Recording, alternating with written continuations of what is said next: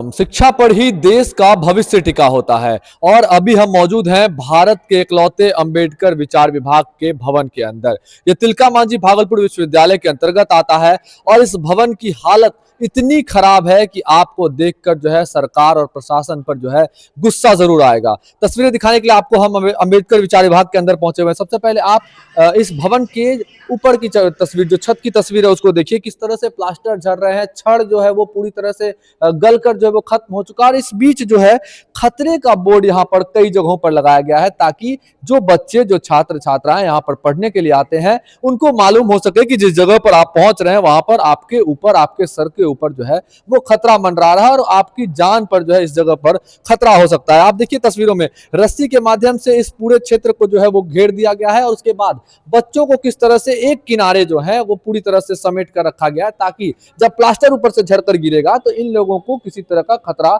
ना हो। ये रस्सी के दूसरी ओर यहाँ पर बैठे हुए हैं। बोर्ड में देखिए जगह जगह पर यह लगाया गया कि इस जगह पर, इस बिल्डिंग पर खतरा है।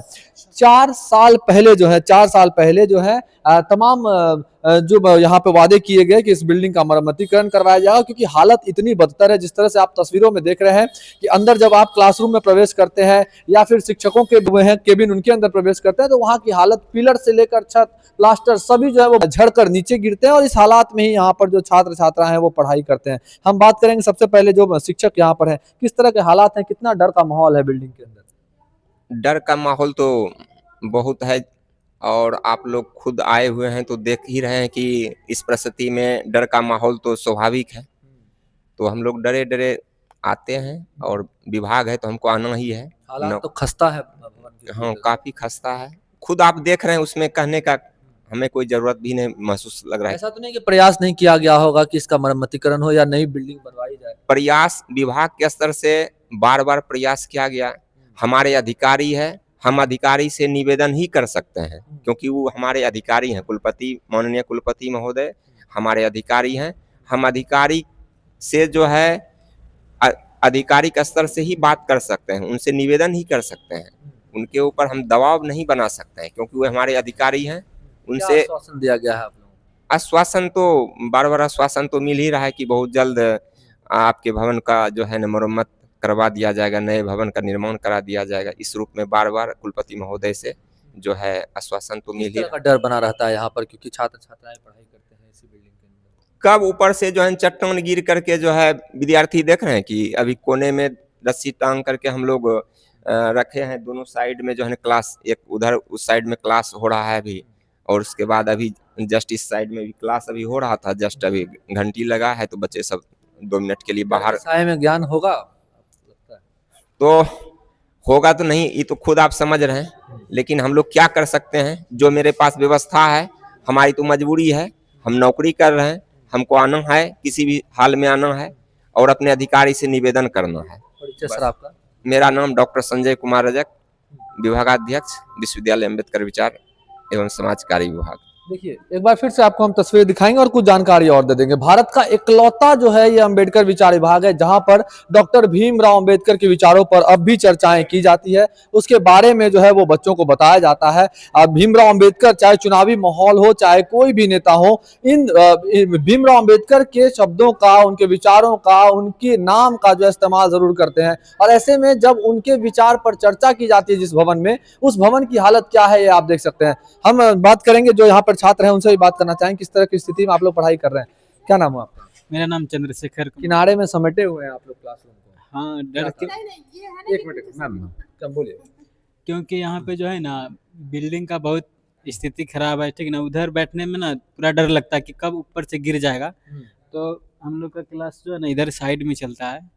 कई बार हादसा भी हो जाता है। हाँ, डर से तो कई सारे स्टूडेंट नहीं आते हैं यहाँ पे पढ़ने के लिए। आप लोग अभी बहुत कम है, कितने छात्र छात्राएं हैं यहाँ पे? अभी मैं 45 है टोटल इस इसमें से इतने ही मौजूद हैं? हाँ, अभी कब कब देखे कि प्लास्टर गिर गया है, कितनी बार ऐसा हुआ होगा? एक बार तो हम आए थे सेमिनार में 26 तारीख को, तो अचानक ऊपर से गिर गया था।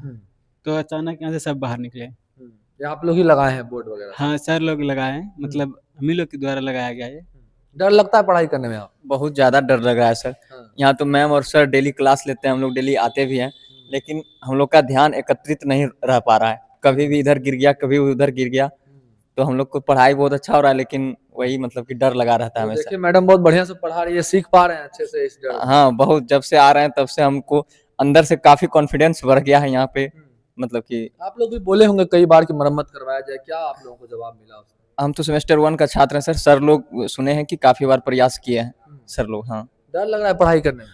बहुत डर लगता है सर, कब गिर जाएगा पता नहीं सर, फिर भी कोशिश करते हैं कि मतलब इसलिए हम लोग साइड में इधर ये क्लास कर रहे हैं। मैम बहुत अच्छा पढ़ा रहे हैं, यहाँ पर बहुत कोशिश कर रहे हैं कि मतलब किसी तरह कहीं भी मतलब एडजस्ट करके हम लोग यहाँ पर पढ़ रहे हैं।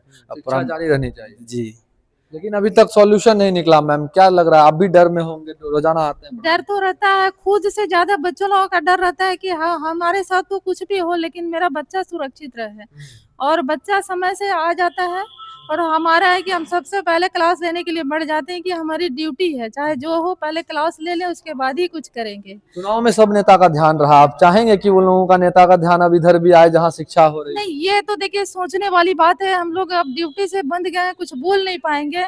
लेकिन ये भारत में सिर्फ एक ही अंबेडकर थॉट है और सबसे पहले तो मैं उनको सलाम करती हूँ कि जो अंबेडकर थॉट खोले हैं, जहाँ की दलित और पिछड़े के बच्चे भी पढ़ रहे हैं। जब मैं पढ़ाती हूँ देखती हूँ बच्चा बोल नहीं पा रहा है, उसको किस तरह से बोलने के लिए मैं सिखाती हूँ, कैसे लिख के, यहाँ बोर्ड नहीं है कि जिस पर मैं समझा सकूंगी, यहाँ बच्चा को सामने बैठा के इस तरह से समझाना पड़ता है कि बेटा ऐसे समझो, तुम जिस घर से आए हो साधारण परिवार से हो, शिक्षा ही है जो तुमको बहुत आगे लेकर जाएगा।